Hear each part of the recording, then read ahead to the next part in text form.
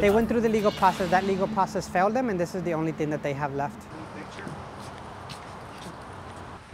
The fight to save 2 asylum seekers from deportation lands 4 people in jail. Dozens of people filled Representatives Will Hurd and Joaquin Castro's local offices today, pleading to intervene in 2 deportation cases. A woman with a 12-year-old son and a man with declining health both left their sanctuary churches to fight for their status here in the United States. Eyewitness News reporter Roxy Bustamante joins us live now from an ICE field office here. Roxy, some of these advocates were arrested, weren't they? Outside.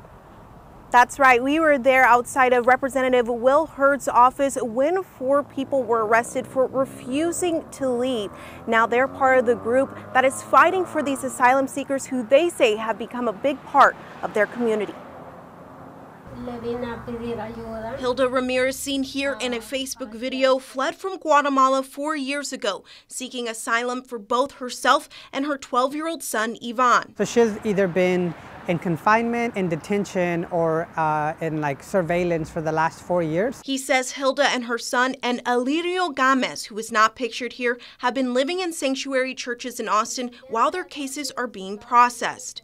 Those are 2 people that represent 40 million people adrift in the world. The way I look at it is we gave them a room and they gave us the world. They gave us the idea that we're world citizens, that we need to live by standards that are good for everybody, not just for the United States of America. That's why members of the Austin Sanctuary Network are pleading with Representatives Will Hurd and Joaquin Castro for their help. Castro's office responded today stating, quote, "I wrote ICE on their behalf earlier this year to request a status update, urge immigration officials to give full and fair consideration to their refugee status, and exercise prosecutorial discretion. I followed up today and am expecting a response tomorrow." We've been in communication with these offices for the last 6 months trying to get them to help, and this was our last desperate move to try to get them to eventually help us. We care for them and we want them to stay in our community.